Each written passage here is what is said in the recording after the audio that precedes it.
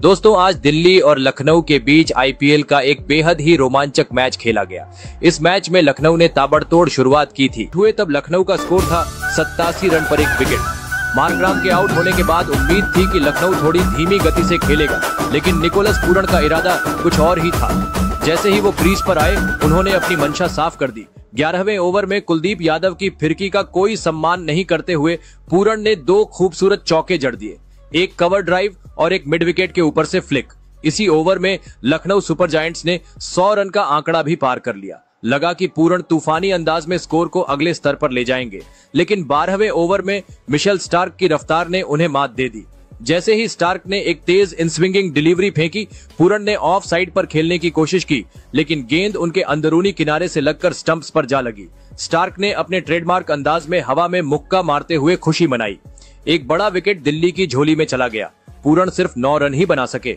अब सबको उम्मीद थी कि कप्तान ऋषभ पंत मैदान पर उतरेंगे और टीम को संभालेंगे, लेकिन सभी हैरान रह गए जब उनकी जगह अब्दुल समद बल्लेबाजी के लिए आए। शायद रणनीति में कोई बदलाव किया गया था, लेकिन ये दांव भारी पड़ता नजर आया।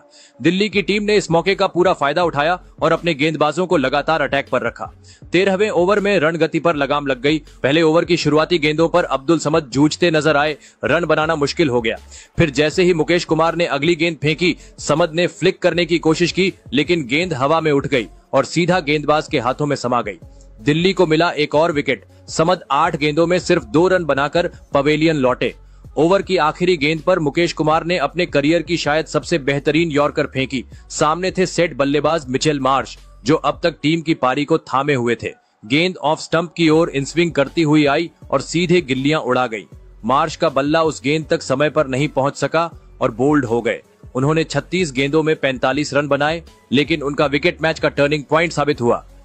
लखनऊ सुपर जायंट्स का स्कोर 110 पर 4 विकेट हो गया और दिल्ली ने गेम में जोरदार वापसी कर ली। अब सबको लग रहा था कि आखिरकार ऋषभ पंत बल्लेबाजी के लिए उतरेंगे, लेकिन एक बार फिर हैरानी तब हुई जब आयुष बदोनी को बतौर इम्पैक्ट प्लेयर भेजा गया। यानी अभी भी पंत बेंच पर ही बैठे थे। दिल्ली कैपिटल्स ने अब पूरी तरह से मैच पर पकड़ बना ली थी और लखनऊ की पारी की दिशा अचानक बदलती दिखाई दी। मार्कराम और मार्श के आउट होने के बाद लखनऊ सुपर जायंट्स की पारी जैसे लड़खड़ा गई। रन गति पर अचानक ब्रेक लग गया और हर ओवर में गेंदबाजी का दबदबा साफ झलकने लगा। अब क्रीज पर थे डेविड मिलर और आयुष बड़ोनी, लेकिन दोनों बल्लेबाजों के बीच तालमेल बनते बनते दिल्ली कैपिटल्स ने अपनी पकड़ मजबूत कर ली थी। बाउंड्री मिलना जैसे नामुमकिन हो गया था। पिच धीमी थी या मानसिक दबाव ज्यादा, पर नतीजा ये रहा कि 16वें से 19वें ओवर तक सिर्फ 3 चौके ही निकल सके।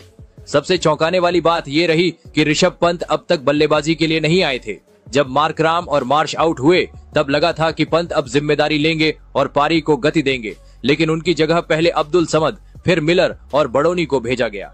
पंत का नंबर 7 पर आना फैंस और एक्सपर्ट्स दोनों के लिए हैरानी भरा रहा।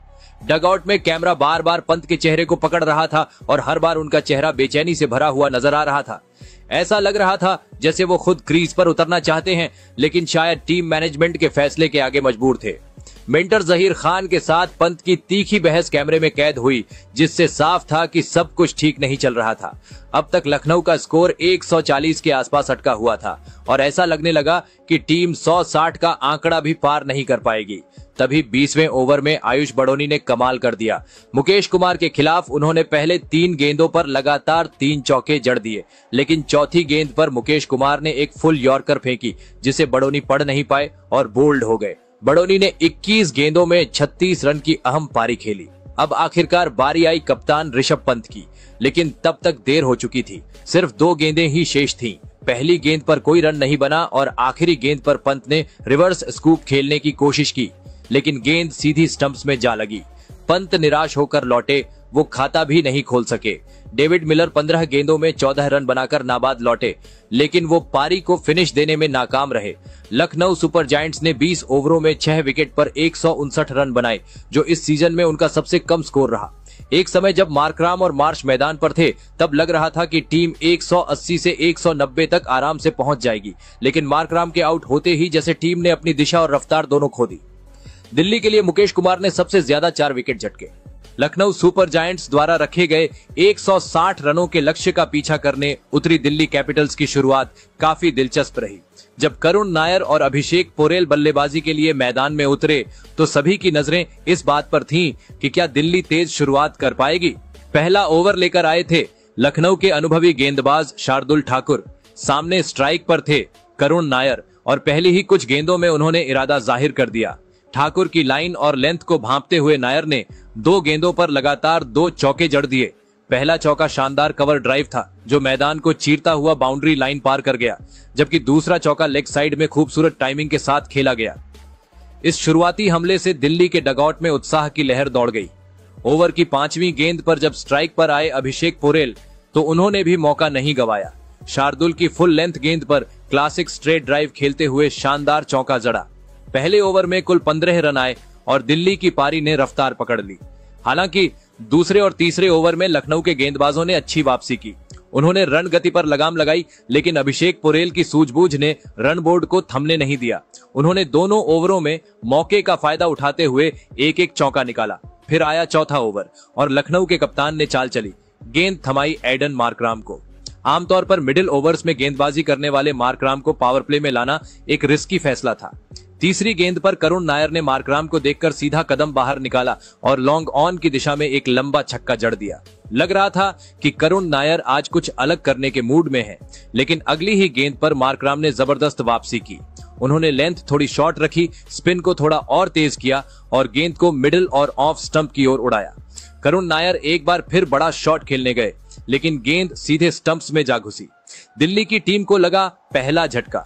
करुण नायर ने 9 गेंदों में 15 रन बनाए, जिसमें 2 चौके और एक शानदार छक्का शामिल था। उन्होंने तेज शुरुआत दी, लेकिन विकेट जल्दी गंवा बैठे। अब क्रीज पर आए केएल राहुल और पोरेल की जोड़ी ने समझदारी से खेलते हुए पारी को आगे बढ़ाया। उन्होंने पहले कुछ गेंदों पर खुद को जमाया और फिर जब भी ढीली गेंद मिली उस पर चौका निकालना नहीं भूले। छठे ओवर की समाप्ति पर दिल्ली कैपिटल्स का स्कोर था 1 विकेट पर 54 रन। पावर प्ले में टीम को तेज शुरुआत मिली थी, एक अहम विकेट भी गिरा था, लेकिन स्कोरबोर्ड पर रन लगातार जुड़ते रहे। केएल राहुल और अभिषेक पोरेल दोनों ही बल्लेबाज अच्छी लय में नजर आ रहे थे। राहुल अपनी ट्रेडमार्क क्लास के साथ खेल रहे थे, वहीं पोरेल आक्रामक अंदाज में खेल रहे थे। लेकिन मैच का रंग तभी बदलने लगा जब गेंदबाजी करने आए स्पिनर दिग्वेश राठी। 7वां ओवर उनके नाम रहा। उन्होंने धीमी गति और टाइट लाइन लेंथ के साथ सिर्फ 5 रन खर्च किए और दोनों सेठ बल्लेबाजों को बांधकर रख दिया। इस ओवर के बाद दिल्ली के डगआउट में थोड़ी चिंता की लहर दिखने लगी, क्योंकि रन रेट जो पावर प्ले में काबू में था अब धीरे धीरे फिसलने लगा था। 8वां ओवर लेकर आए रवि बिश्नोई। उन्होंने भी राठी के ओवर की लय को बनाए रखा। लगातार फ्लाइटेड गेंदें, गुगली और तेज टप्पे के साथ रवि ने एक भी बाउंड्री नहीं दी और बल्लेबाजों को सिंगल्स तक ही सीमित कर दिया। अभिषेक पोरेल और केएल राहुल कोशिश करते रहे, लेकिन हर गेंद के साथ दबाव बढ़ता गया। 9वां ओवर फिर से राठी को सौंपा गया और इस युवा गेंदबाज ने अपनी प्रतिभा का लोहा मनवाया। उन्होंने और ज्यादा सटीकता से गेंदबाजी की। विकेट टू विकेट लाइन, धीमी गेंदें और अंदर आती गेंदों से उन्होंने सिर्फ 3 रन खर्च किए।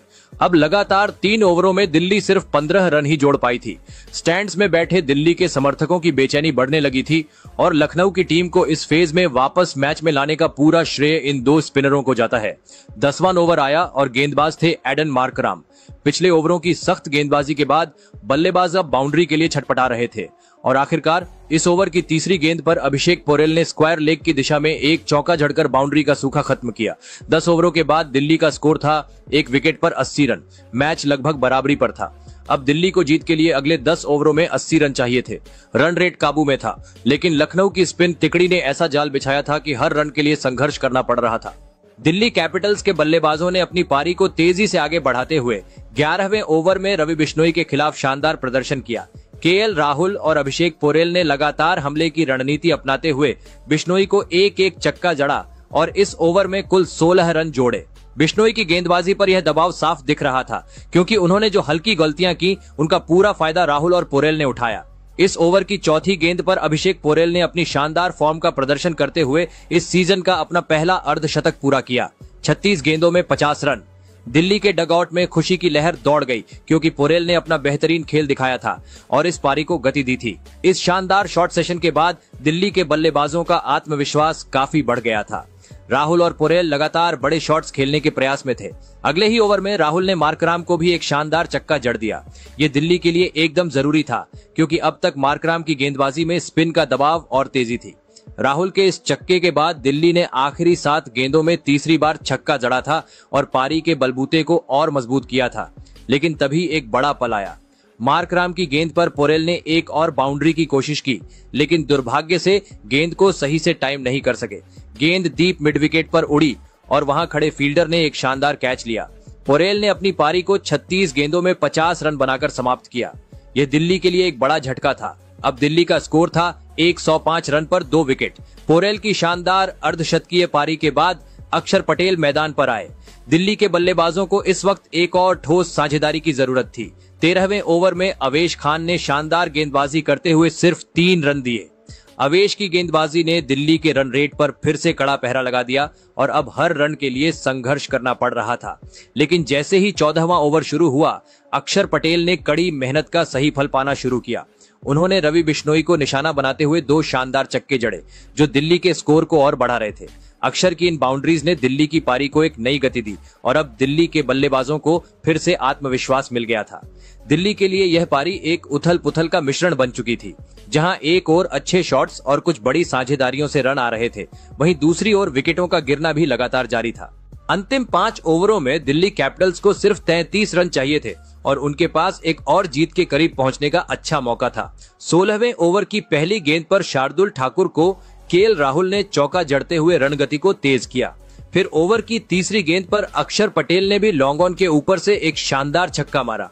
अक्षर ने आते ही ताबड़तोड़ बल्लेबाजी की और लखनऊ से मैच को लगभग छीन लिया। उस ओवर में 14 रन आए और दिल्ली अब लगभग 4 से 5 हिट्स दूर थी इस मैच को जीतने से।